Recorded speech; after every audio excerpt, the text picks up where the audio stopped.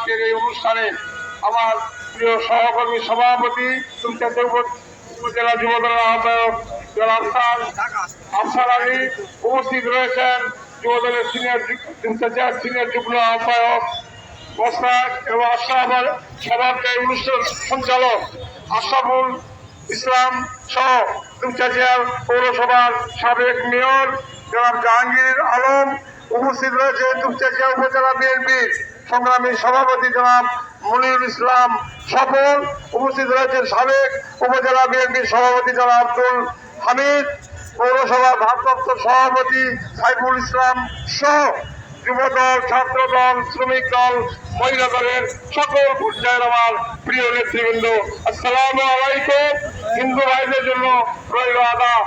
আপনারা জানেন যুবদল দিয়ে আমার রাজনৈতিক জীবন শুরু হয়েছিল। আদমদিঘি যুবদলের ৭৭ সালে প্রতিষ্ঠাতা আহ্বায়ক হিসাবে এই রাজনীতি আমার শুরু হয়েছিল। সেই কারণেই যুবদলের মধ্যে সবসময় করব সভা সমাবেশে আমার যেখানে ডেকেছে আমি সবসময় উপস্থিত হয়েছি। ভাই ও বোনেরা আমার, দেশ এবং জাতি একটা ক্রান্তিকাল অতিক্রম করছে।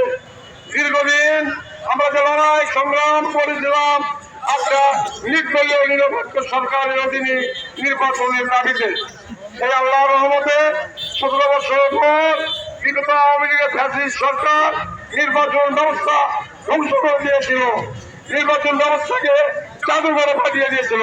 স্থানীয় সংস্থা নির্বাচন বলেন, উপজেলা নির্বাচন বলেন, সংসদ নির্বাচন বলেন, ভোট লাগতো না, অটোমেটিক তারা ঘোষণা দিয়ে তার নির্বাচন বাড়িয়ে দিয়েছে।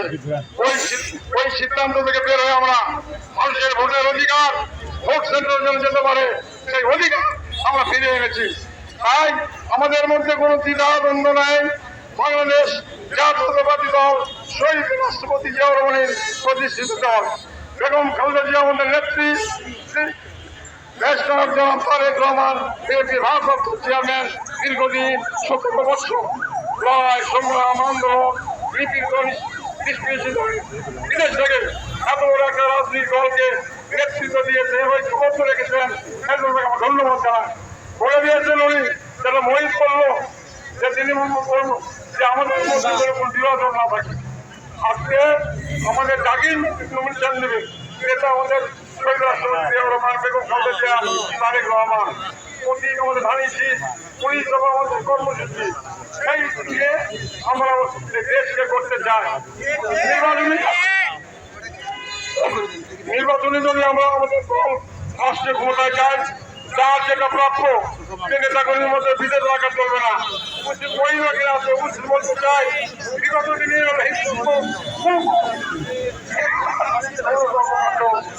থাকবে না। আমরা মানুষকে মানুষ ভালোবাসতে চাই, কিন্তু হিন্দু মুসলমান মধ্যযুদ্ধ মিলে আমরা এবারে মুক্তিযুদ্ধ স্বাধীন করেছিলাম।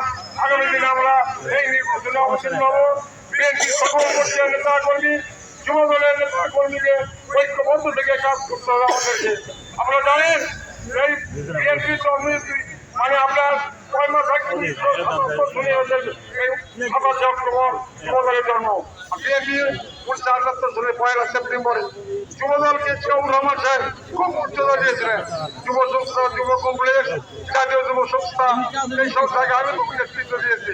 সেই জন্য যুবদলের আমরা সবচেয়ে অঙ্গ সংগঠনের মধ্যে এই সংগঠনকে জিয়াউর রহমান সাহেব জীবিত অবস্থায় থাকতে কত বড় সমাবেশ, কত বড় আপনার সমাবেশ হয়েছিল এবং প্রথম কাউন্সিল হয়েছিল বাংলাদেশের ইতিহাসে, আমি নীরব সাক্ষী আমরা দেখেছিলাম। সে ধারাবাহিক নয়, বগুড়ার যুবদল শক্তিশালী ছিল, আগামীতে থাকবে। দুপচাচিয়া আসে থেকে আমরা আজকের জনতার দল অত্যন্ত আনন্দিত। আমরা ঐক্যবদ্ধ আছি। নেতাদের মধ্যে বিভেদ তারেক রহমান সাহেব যে নির্দেশ দিয়েছে সেইভাবে আমরা কাজ করে যাব। আগামী দিনে আমাদের লক্ষ্য নির্বাচনী জয় লাভ করতেই হবে। দুপচাচিয়া আদমদিঘি বিএনপির পূর্বে করব। আমরা চাই আগামী দিনে ধারাবাহিকতা বজায় থাকবে। আমরা ইনশাআল্লাহ সরকারি প্রয়োজনায় আপনার ইয়ে হবেন না।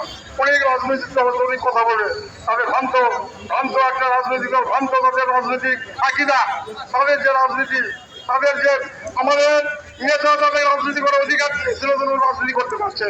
আওয়ামী লীগও দিয়েছিল, তা আজকে বিএনপির বিরুদ্ধে কথা বলে। আজকে তাই বলতে চাই না। শুভ দিনে